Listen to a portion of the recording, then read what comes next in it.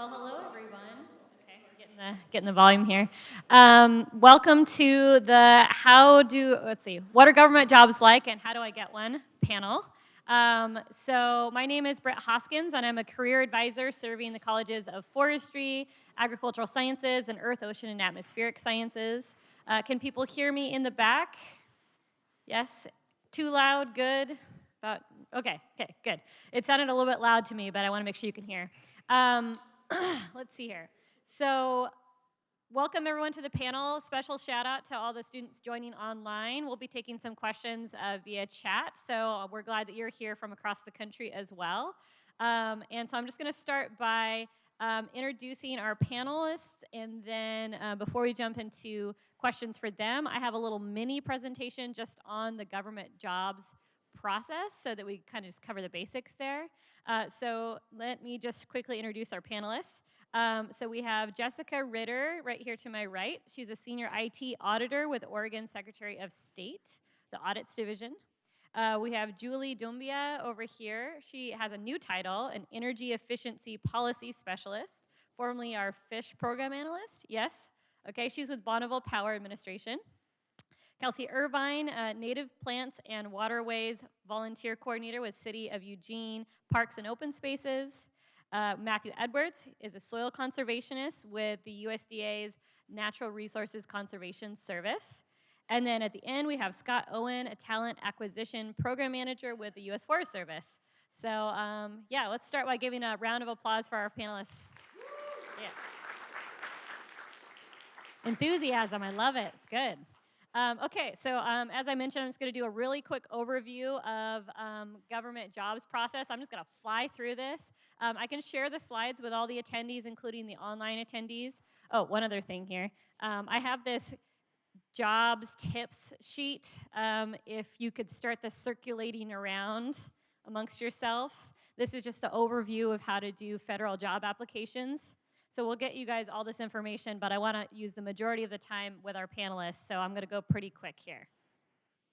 Okay, so the first thing I want you to know is just that government resumes, government applications are just different than private sector. If you've been trained for a private sector resume, you're going to find some differences. Namely, they tend to be a lot longer and more thorough. I think it's helpful to think about the kind of the philosophy of the screening process. So with a government application, you're really having your resume stand on its own. So without an interview, your resume needs to include every single qualification. So it self-certifies. Whereas in a private sector situation, an employer is probably trying to skim resumes really quickly so that they can get a little bit of information and get you in for an interview. So the philosophy is kind of inherently different. Jobs are often pretty competitive. They get a lot of applicants, so you really want to spend a lot of time making sure that you've thought of everything that makes you a compelling candidate and include it. You must meet all the minimum requirements, so you can't be kind of in the ballpark of qualified. They really are systematically going through those requirements and making sure that you're meeting them. And then there's also a bunch of special information on federal resumes, such as hours worked, supervisor names. So again, if you're turning in the same resume that you maybe made for one of your classes or for another employer, you might be missing out on some good information there.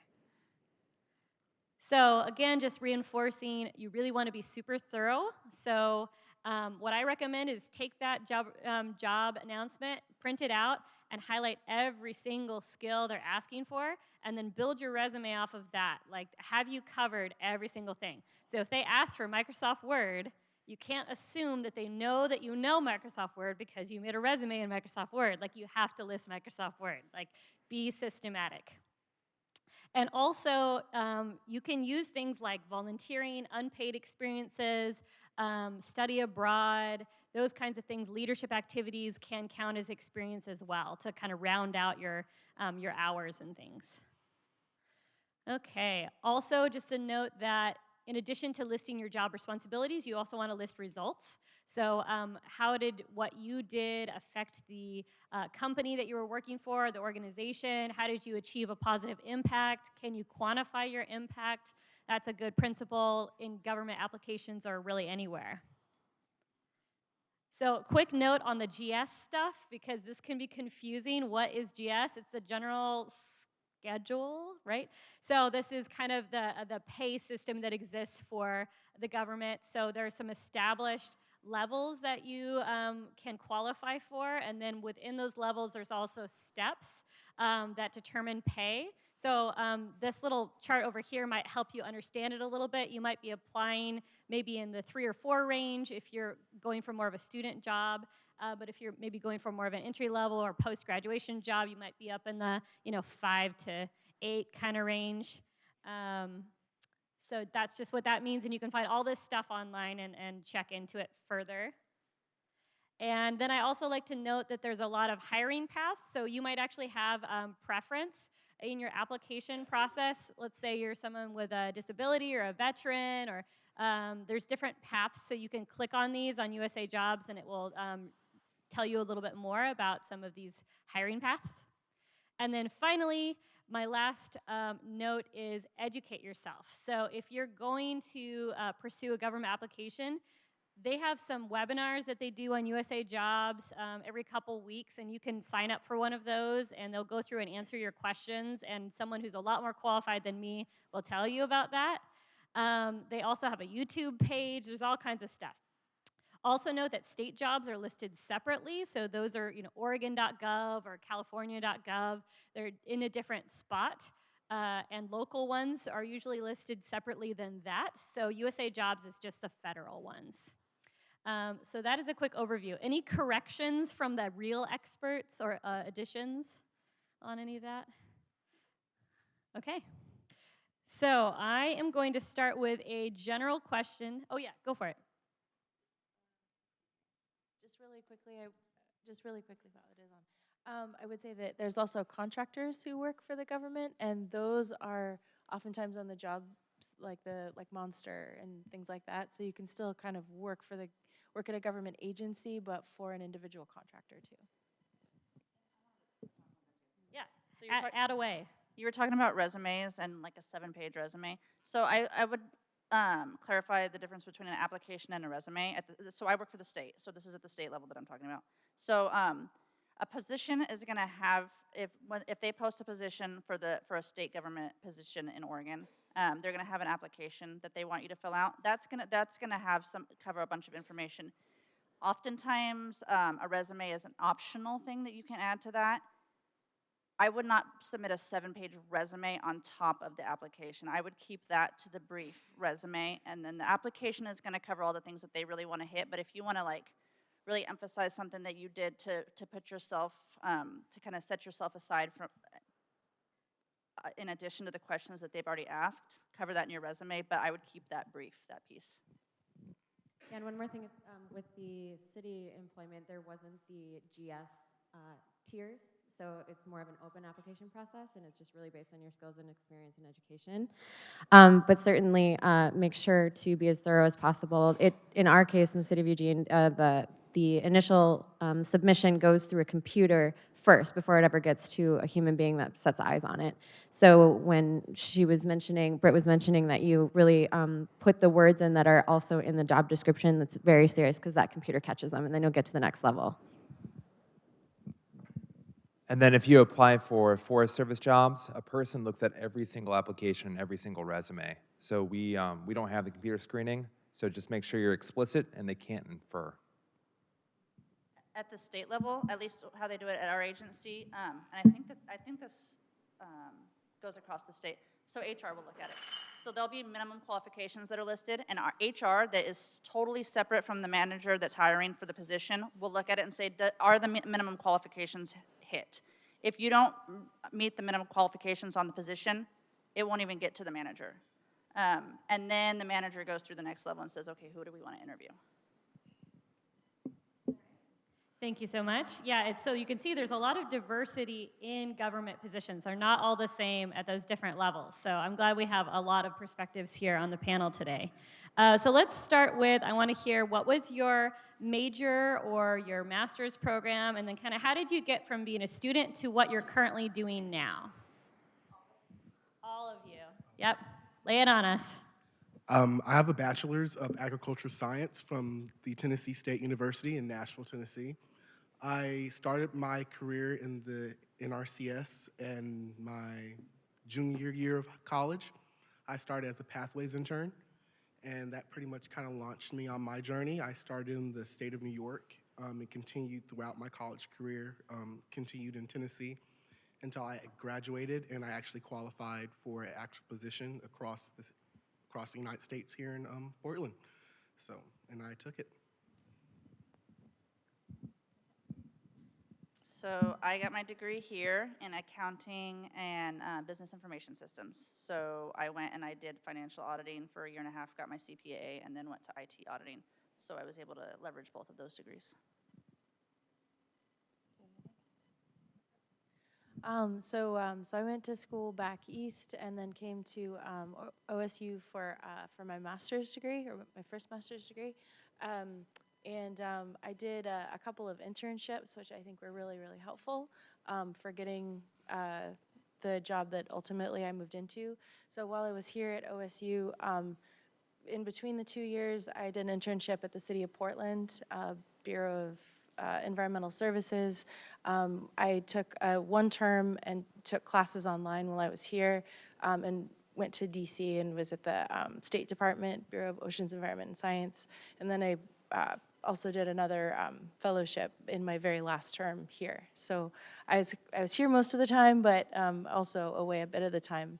And then within a year of graduating, I got a job, but as a contractor for BPA first. So I don't know if my agency may be a little bit unique in this, but a lot of times they'll bring in contractors first, like to kind of get a sense for who you are before that really long-term commitment to hire a full federal employee. And just because sometimes they'll have caps on how many federal employees they can have. So I started as a contractor, and after about a year and a half, then I converted over to a federal employee. That was a long answer, sorry about that. So I actually started with a degree in art and worked with plants the entire time while I was getting an art degree. And for some reason, put a wall against a career in science. And I don't know if it was just where I was at the time, but then I took a break of almost 10 years and worked in the field in different nurseries, and I was a buyer for garden centers, and I did landscape design and all this stuff. But then really got interested in the sort of the restoration or the ecological side. And so I went back to OSU, and because I had the first degree, I could get a post-bac without having to go through the whole process again. And from there, I had an internship in Eugene at the native plant nursery at Mount Pisgah, if anyone knows where that is. It's a really large nursery that supports wildland restoration. And after that commenced and my graduation was complete, I actually just kept volunteering. And ultimately that led me to the position that I'm in right now. So I highly, highly recommend volunteering and networking in any way you can, because the person that gave me information about city positions that were seasonal, when I contacted that person, there just happened to be an opening at the native plant nursery, and I did have to interview and get it, so hone up on those skills, of course, but I wouldn't have even gotten the information, and my information wouldn't have been forwarded had I never been at that event. So, hopefully something else would have happened, but really it was perfect, and so I just highly recommend doing that, and now I'm in this great job. So I was always one of those, this one's much louder. I was always one of those people who never knew what I wanted to do. I had 14 different majors in college. Does that ring true to anybody in here? Yeah, it was pretty awesome. I got out with a biology and marketing degree, 2 separate degrees, very different. So wildlife bio and then marketing. I went into grad school at the other, so that was from the University of Missouri in Columbia. It's a little ways away. I went into grad school at the other Oregon school, which I will not mention in this room. I went to grad school there and did a lot of research into sustainability. And it was at the time of the recession, the last big recession, and I was able to get into the government through a program called the Presidential Management Fellows Program. And so once I graduated from the other school, I went to DC, and I started there in policy work with the Bureau of Land Management. I worked there, had the privilege of working in 5 different states and DC in my federal career. This is my 3rd agency. I've worked for the Fish and Wildlife Service, banding ducks, which is kind of cool, out on the Mississippi River. I've been all throughout the state of Oregon. Currently, I do recruitment, so I do talent acquisition for Oregon and Washington. I'm based out of Portland, but I also get to do things like firefighting. I get to go on a fire assignment every year and get to go help out with that and do public information and dig some fire line and get dirty and remember why I did biology. So I've had kind of all over the place. I love working for the federal government. I love land management. So that's where I got to where I am. Okay, thanks so much. So I'm going to start turning it over to all of your questions, and I'm going to repeat online questions so that they can be heard through the mic. A reminder, I think this mic here is a little quieter, so really put it close so that the students online can hear. So let's open it up to your guys' questions. Questions for the panelists. Got one from online already. How does the current presidential administration's policies, decreased focus on improving the environment, protecting public land, and promoting public access, affect natural resource jobs with federal agencies? We're starting with a tough question. Okay, you guys breathe. Okay, so how does, let's say maybe politics or policies in general affect, especially those of you in the natural sciences realm? So I've worked under 3 different presidential administrations. I've worked in DC, which is a totally different place than out here in the field. And the work gets done almost the same regardless of administration. That doesn't make very good news, but that's the reality. The way that the federal government works for employees is that we're civil service. We don't work at the pleasure of the president. We have tenure. So that creates a system where we get direction from the administration. We implement that direction based on our congressionally designated goals. So it has to come through Congress, the Senate, and the president. They all tie in together. So as much as you see kind of political things on the federal level, I'm talking federal, it's not as drastic as things happen. I don't know if you've ever been somewhere and you wonder why things take so long in the federal government. That's a reason. There's a reason for that. We have NEPA, which is the National Environmental Policy Act, actions that go over 20 years for public comment and redoing the decisions and things like that. There's a reason for that. So that's what I'd answer. Can I just add real quick that the difference for like city employment is that you're really beholden to the voters, not at the federal level. So everything that we do is really, really focused on making sure that we're serving the community in the way that they've asked us to. So. Yeah, I'll just add, because I was working on a very large EIS that was caught in between like the judicial branch and the executive branch, which they both were kind of dueling on some of the timelines for this big EIS that we were working on. And I will say it can be kind of challenging depending on the way that kind of policy is laid out.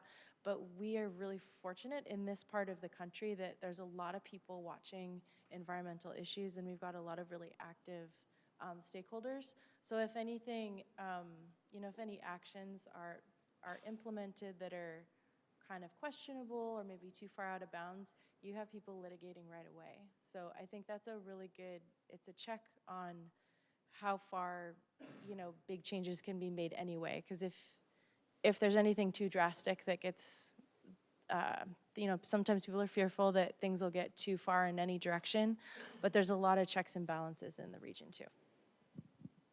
All right, next question. We have an in-person question, or we'll go more online. Yeah. Hi.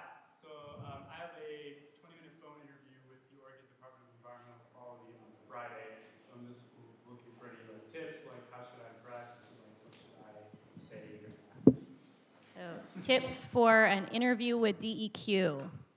It's a phone interview, right? Yeah. I would be confident, concise, and just a happy person.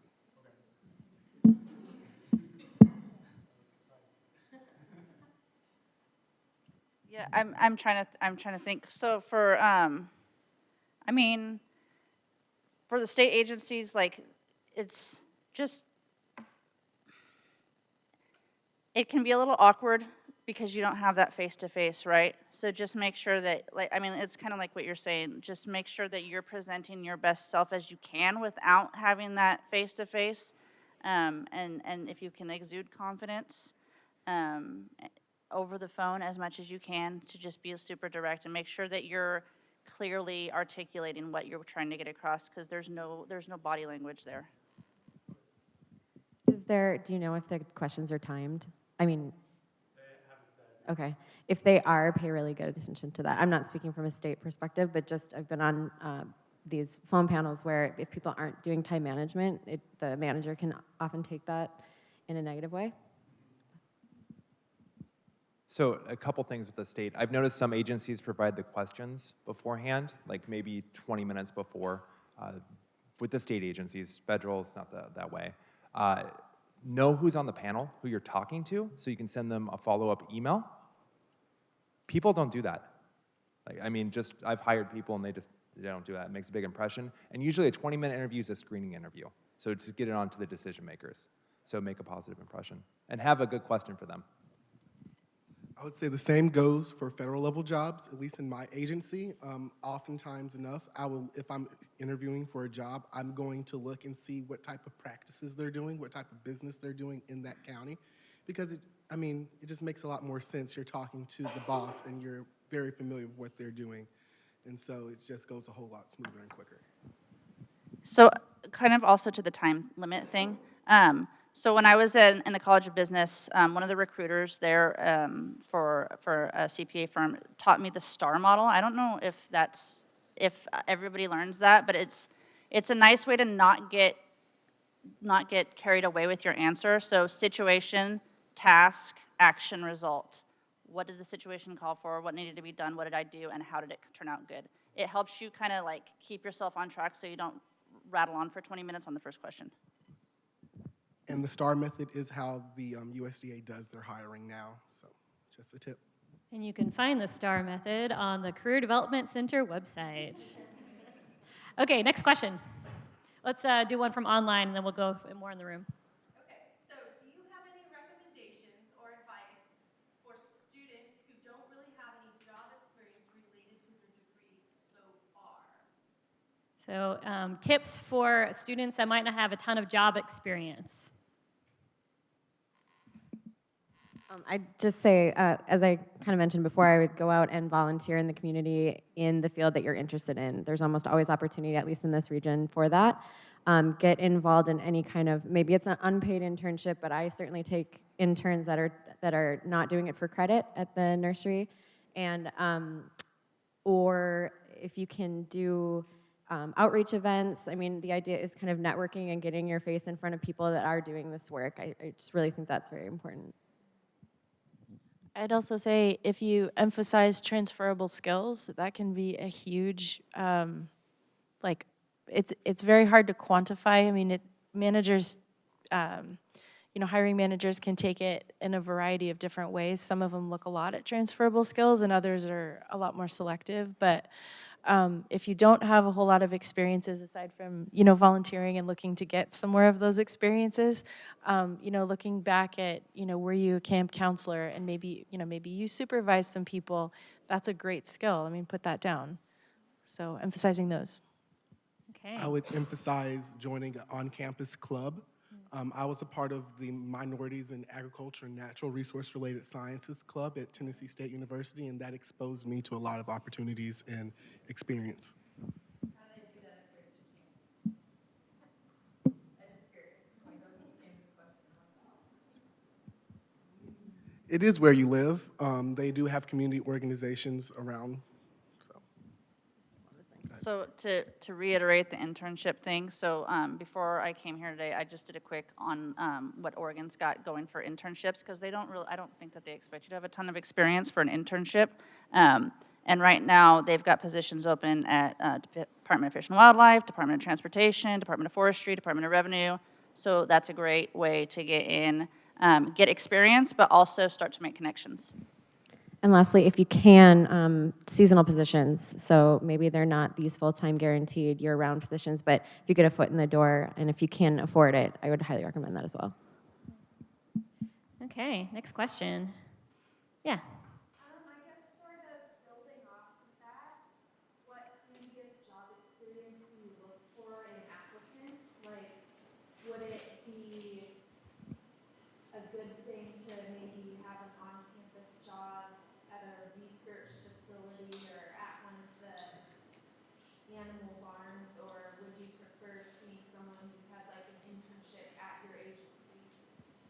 So the question is, actually, I already lost it. So what kind of experience are you looking for? What sticks out? And maybe just a question for a couple, because I know you're probably all looking for different things, but. So if you're looking for kind of an entry-level, seasonal, or temporary, first-time job, maybe second-year job, just you're willing to do your work. You're willing to be a good team member. Many of the jobs that we have are out in the field. You're away from the office. You're doing things that are arduous and fun and exciting. Good team member, that's what we look for.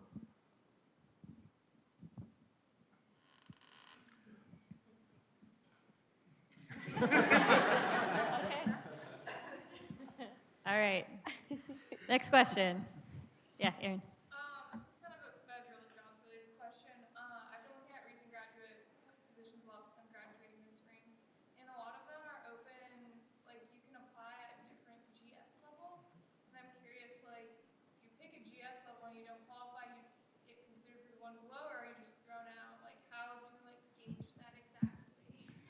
So on the GS questions for feds, how do you determine which level you apply for, and are you at a disadvantage if you apply too high, or how does that all work? You're never at a disadvantage for applying too high, but I do say look at the qualifications and check every box. Because if you don't make the 7 level, you'll make the 5. So they will look at you then if you don't? Yes, they'll consider you for both, if you check the box. Yeah. Yeah, usually, Just underline. yeah. Check Yeah, the box. usually there's like, it'll say, like once you get to that point, it'll have like, do you want to apply for the 13, the 12, the 11, and you just, figure that out, yeah. If you're in college, you're most likely going to get a GS5. That's most likely where you are. If you have superior academic grades, you can get a 7. If you have a master's degree, you can get a 9.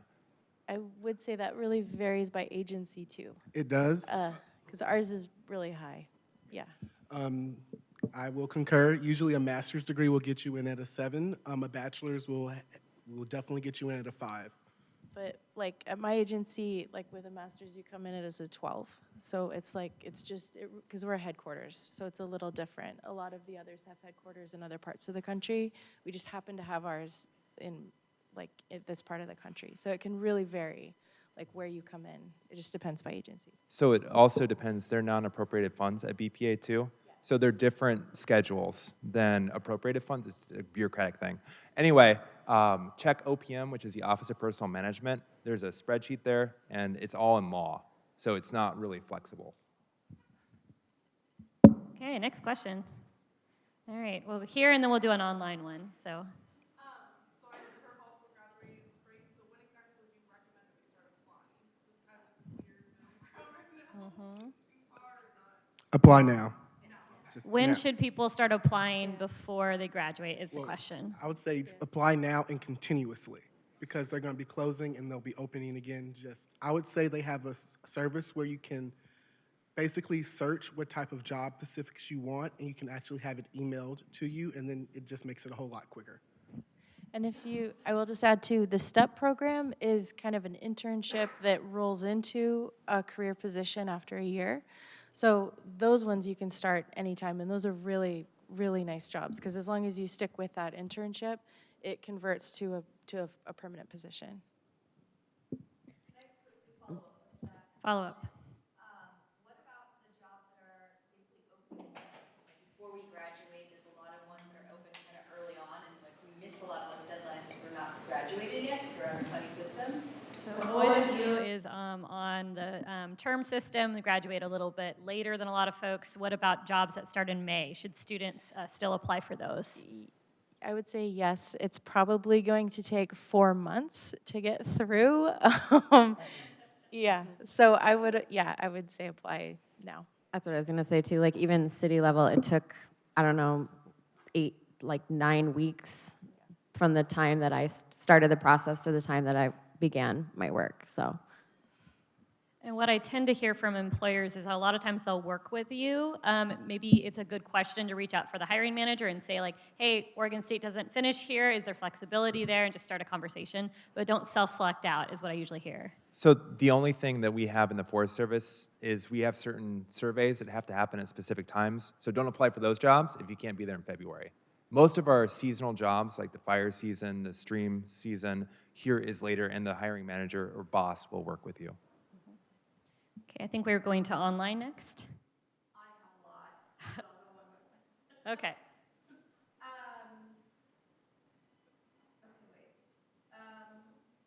Volunteer program. Okay. Do government agencies tend to hire, and this could be city, state as well, tend to hire people who are local to the area in which they are applying, or does that not matter? Do government agencies hire mostly locally, or can you apply from all over the place? For federal level, they'll usually specify that on the job announcement.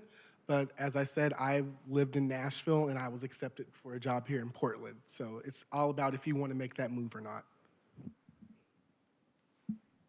I would say at the state level, I mean, it depends on the agency and the position. So some positions are gonna, like a lot of positions are in Salem, because that's where a lot of the agencies are based out of. But forestry, fish and wildlife, Department of Human Services, they have offices all over the state. So a lot of times they'll have positions that are open at multiple locations throughout the state. City level is going to be a little more localized, although we definitely put all the positions open nationally. But especially, so I'm from Eugene, it's a smaller community, and so all of these different groups that work together very often, all the watershed councils and federal, state, county, we all work together really closely, and so you get to know people in these smaller situations. So it's a little more local for city, but again, it does open nationally. I would not deter anyone from applying. Is there anybody who's been trying to get their question answered for a while, and I keep missing you because there's so much going on? Anybody that's had their hand up for a while? Here, okay. Earlier we mentioned the GS levels and different undergrad, MBA get granted different levels. If you get in with an undergrad and in the meantime you're chipping away at an MBA, will that change your GS level, or is that something you need to just apply for a different position down the road if you want that level to change? So what if you're partway through a master's? How does that affect your GS level? Is that it? So what I would say is there's no guarantee you'll get that GS level with the education experience that you have. So just because you're a master's student doesn't mean that you'll necessarily get a GS 7. You can apply for anything that level or below. We have things called career ladders, which if you apply to, say, a GS 5, 7, 9, you apply at the 5. In a year, you'll get the 7 as long as you do your job, and then you'll get a 9 after a year after that. So that's specified in the job vacancy announcement. And I just add, like, if you come in as a recent graduate, it's not guaranteed that you're going to move up really quickly, but I think that's usually the case. Like, you may come in kind of low, but you're going to move up pretty quickly once you get in. So it's not uncommon to have, like, the recent graduates that'll be like, I don't know, like a 9, 11, 12 or something like that. And I mean, you can go from like 1 year to the next year already up to GS. I mean, you can move up pretty quickly once you start because you're just getting so much experience that first year and you have the degree. Next question.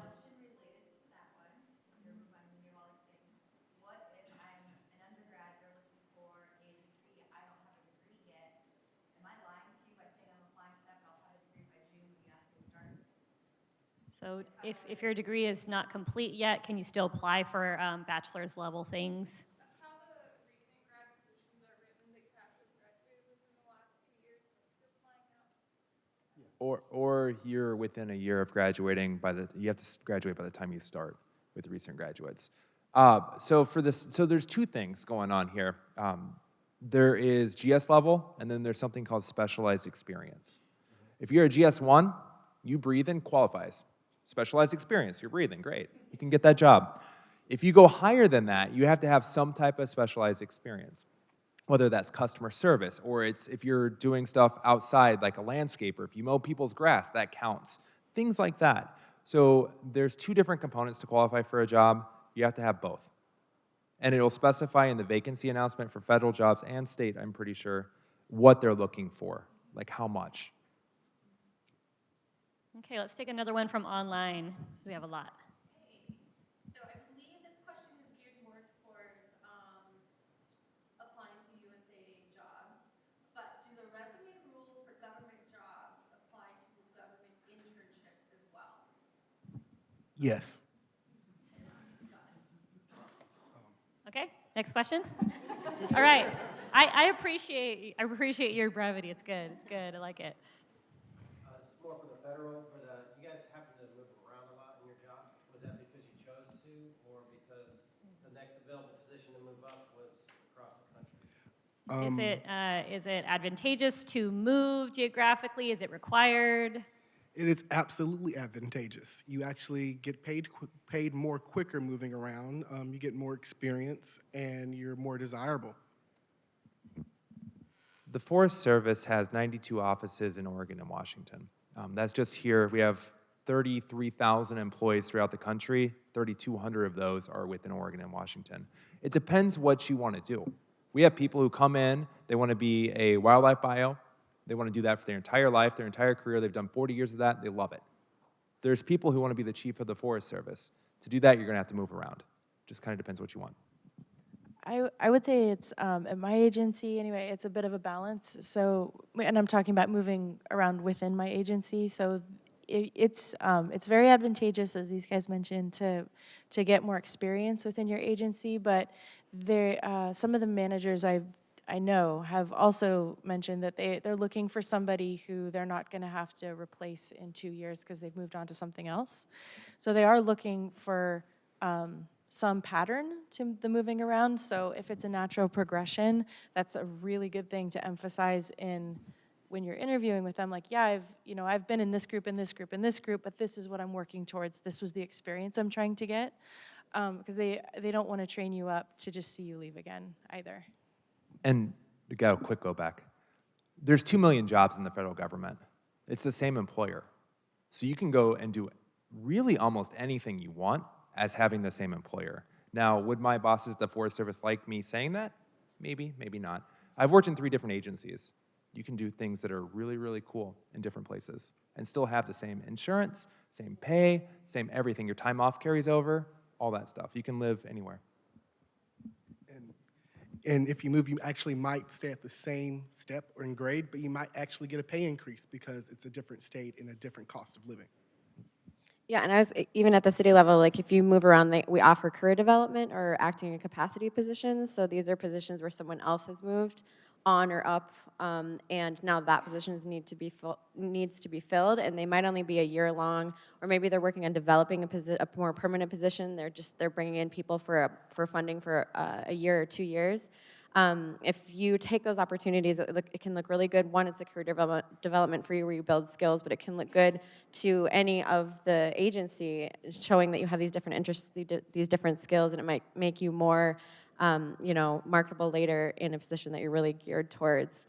And that does provide pay increase each time that you do those. So. Okay, next question. Yeah, over here.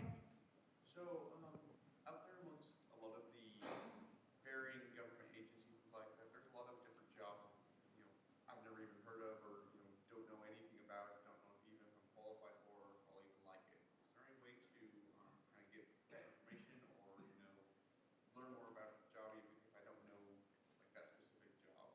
So the question is, how do I know more about a position if I'm not familiar with what it is, or can I get a good sense of that or explore government jobs? I would say the best way to explore would be to go to USAJobs. It has, OPM. They have a detailed description of every job. My first introduction to soil conservation was through my agriculture department, and I had no idea what a soil conservationist does, and it went from that to, you can have internship in it, you just need to apply and not dedicate yourself, but commit to it. And I got the internship, and literally I walked in the door and did not know what I was doing, and they worked with me, and it led to my job now.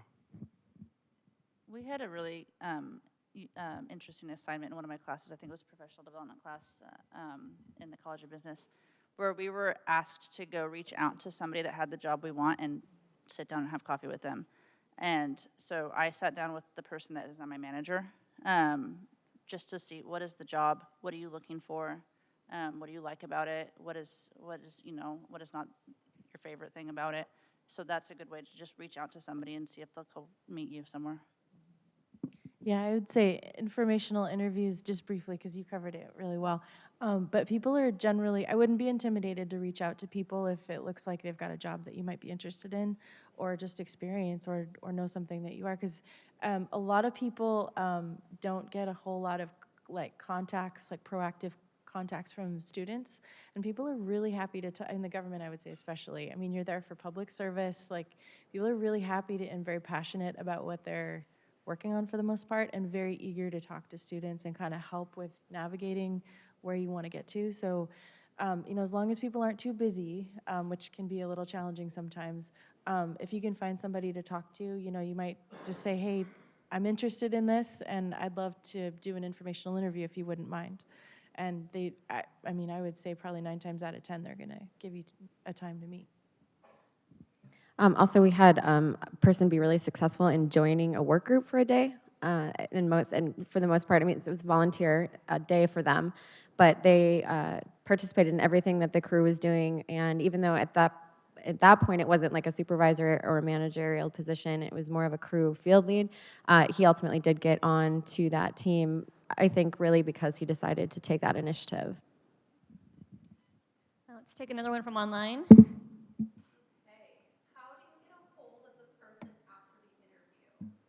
Through USAJobs, I can only email the general HR department. So how do you get a hold of someone after an interview, especially in the USAJobs system?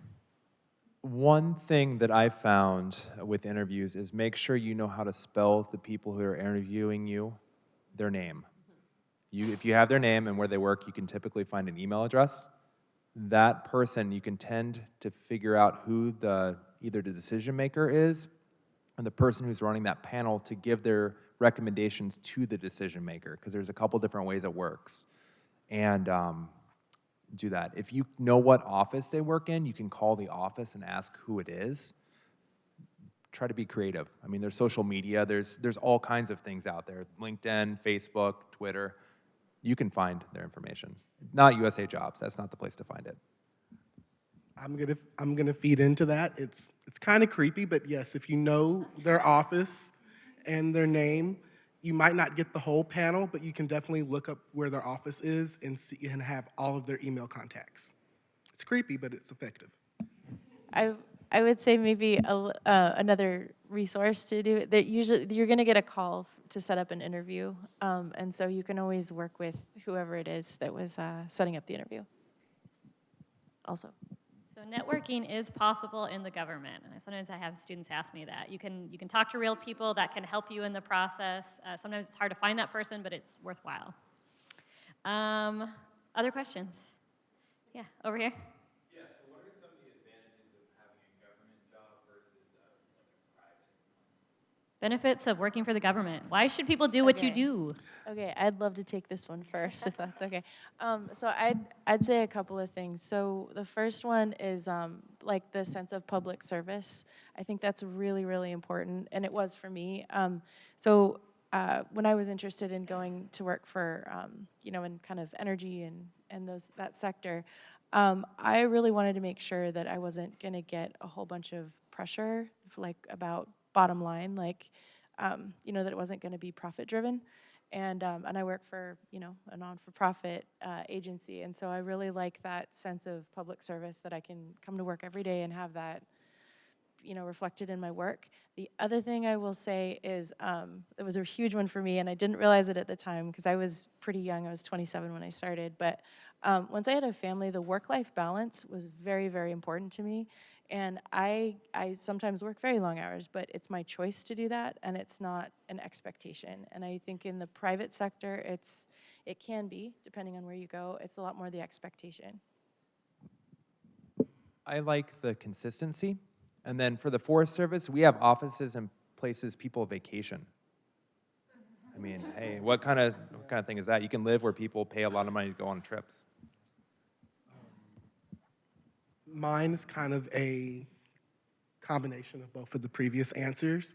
I love the work-life balance. I can go out and hike and be paid for it. I love going to different farmers' farms, seeing what crops they're growing. So it's really community-driven, even though I'm a federal employee and nobody loves to see a federal agent. But I love seeing my local landowners. The health insurance is pretty good. I'm pretty young and I didn't realize how much of a bonus that was. And so, my mom's always saying it's a great bonus. Yeah, I would say the same things that they all have, including the benefits and then retirement options, things like that, were great because I'd always worked in private before and had none of that. But to reiterate something that you said, my interest was in restoration ecology. That's what I got my degree in here, ultimately. And so, a lot of people come out to these volunteer events and they're there for one day, and while that's greatly appreciated, I get to go home every day knowing that I directly impacted like water quality and habitat, and that I'm growing restoration plants for restoration sites that in 5 years I can then go to, and then I can take members of the public to maybe who participated in those events and say, look what you did. So there's like this long-term goal and satisfaction and fulfillment in the job that I'm at.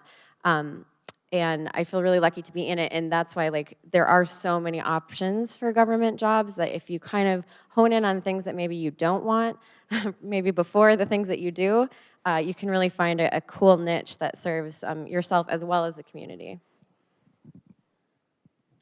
Okay, next question.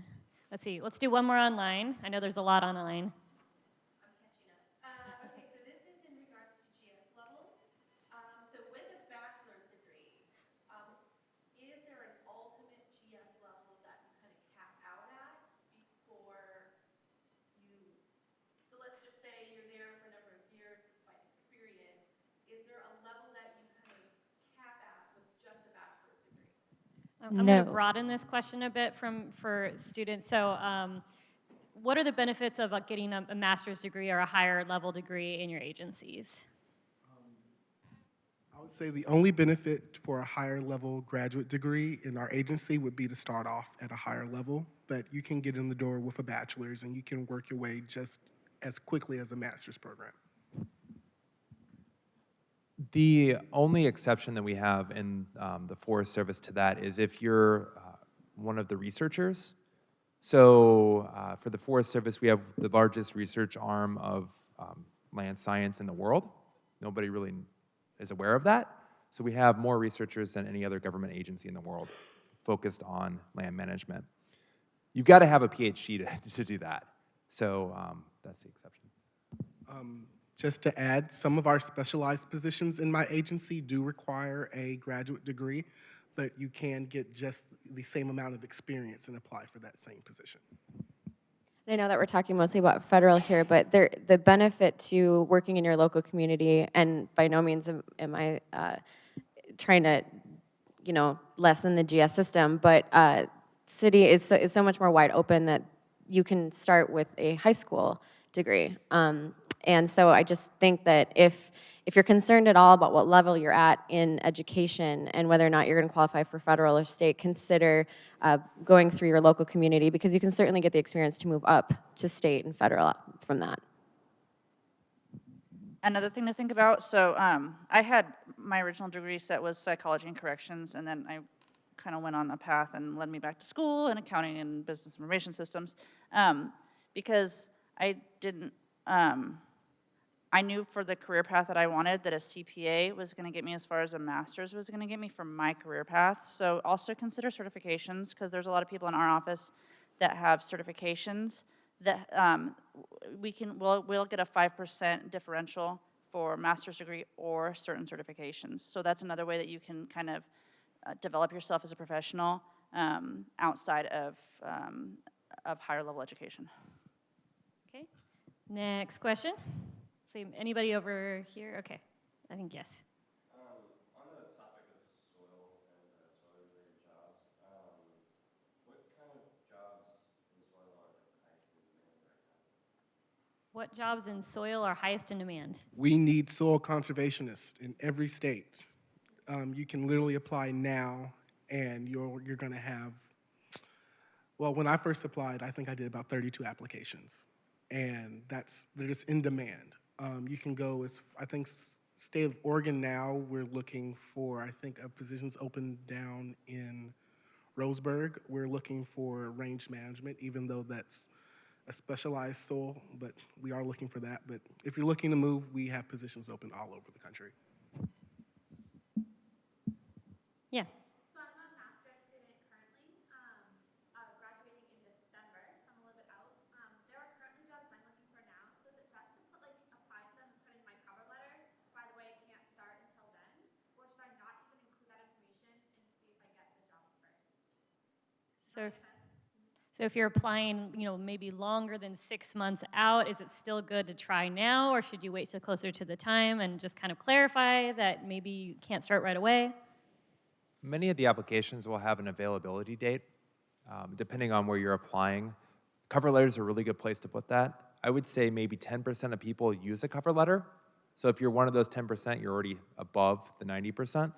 So that's a really good way to kind of humanize yourself to that person who's looking over your thousands of resumes.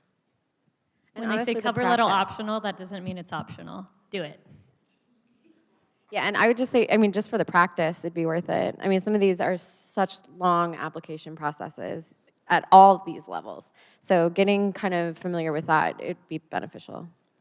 I would say application is just like a test. The more you do it, the better you get at it. Well, I think there's always a number, for questions about the application, there's a number you can call. So, some of these can be really long applications, which can be good practice, but also that, you wouldn't want to be doing 20 of them if you didn't need to. But I'd just call the number and just try to get a hold of somebody and talk to them, because they're really nice. They're in HR.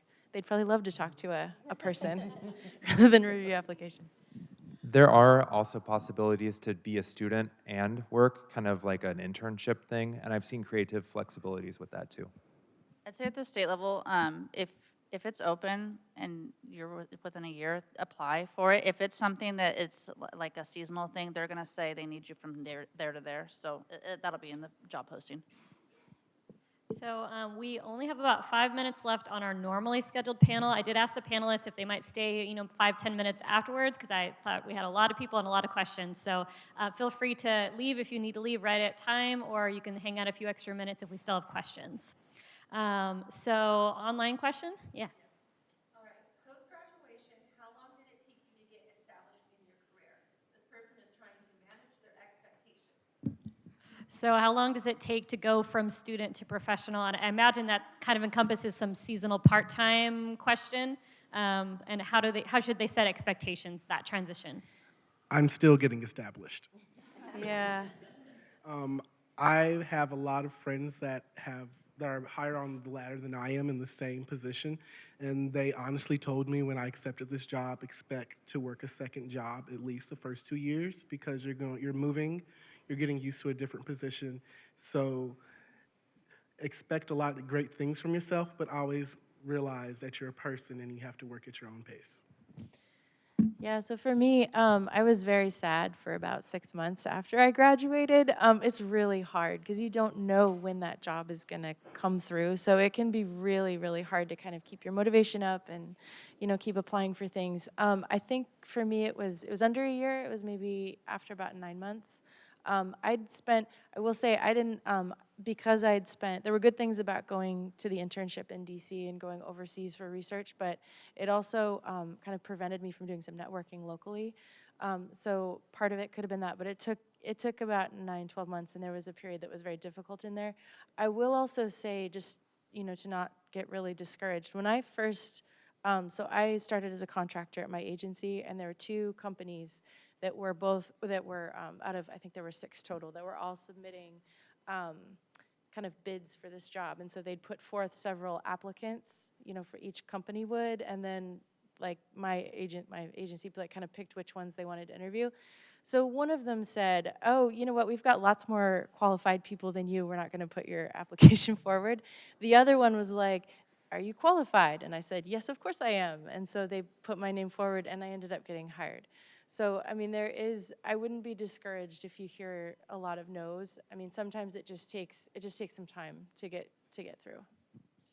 And I would say, so like I got the seasonal position that led to a full-time position about 6 months after I graduated, but I had a full-time job and I was a seasonal for 4 years. So I was working full-time and a part-time job for 4 years, which was like way too many hours, but I was young enough to do it. And so it was like, okay, I'm gonna work now, you know, I'll rest later. And I think I would recommend like the people that ultimately put the full-time position together were around that entire time that I was a seasonal, and they saw how I worked, they saw that I worked hard, and they saw that I was committed and passionate about what I was doing, and it really motivated them to put money towards making it a full-time position. So like if you're committed to something and these people see you, I really think that it can work in your benefit. It can be really hard and long hours, but if it is ultimately what you decide you want to do, that it's really, really worth it. And I'm at a point now where I don't even really want to move up. I mean, I could do this forever, so. Next question. Yeah. I have a couple internships that I've done over the years, but they're a couple years old. Are they still valuable within? Okay. Is experience that is a few years old still valuable? They don't expire.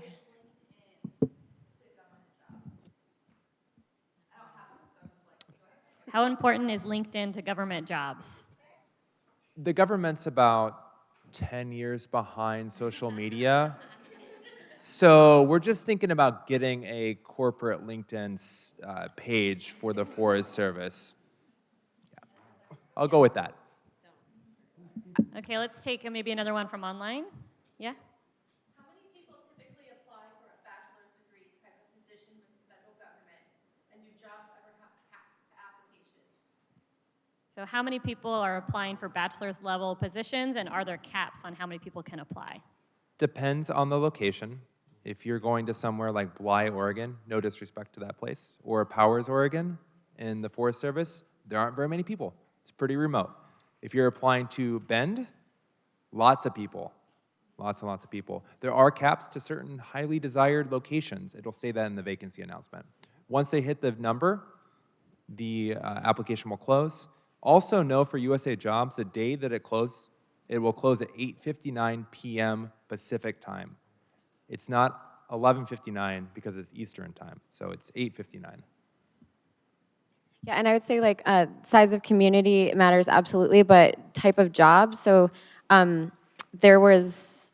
still had to apply for interview and go through the entire process to get the job, and there was 120 applicants, right? And that's in a fairly small city. Eugene's like 150,000. I don't expect everyone to know that, but I'm kind of guessing at that. And again, it included people that weren't from that community, but that's not a ton compared to federal jobs. That's what I'm saying. Even in the smaller communities, it still can be multiple hundreds, but there's no cap.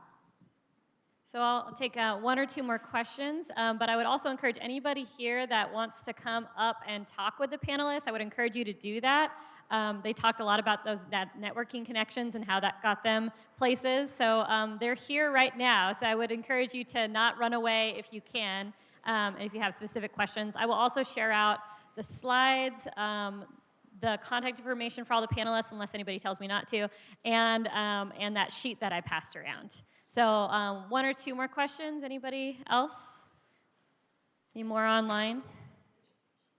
More online? Oh, we're caught up online. All right. Okay. Any last burning question? Hey, look at us. Oh no. Sorry. Here we go. Right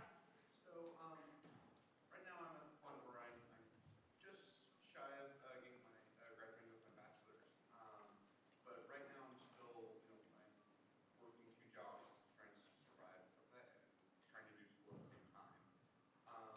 So I know a lot of the, they're saying a lot of like volunteer opportunities and stuff like that are beneficial, but if we can't really afford to do something not paid, is there any recommendations or anything that you would suggest?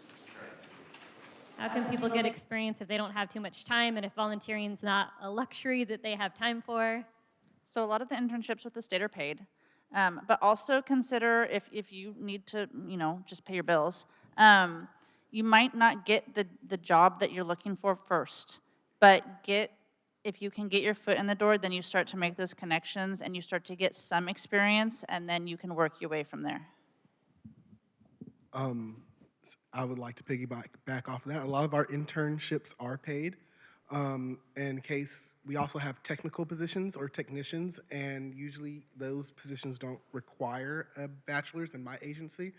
And so it's also a way to get your foot in the door. You're not quite an intern, but you're still getting paid and getting some work done. All right, well, let's give our panelists one more round of applause. Thank you all. Have a good night.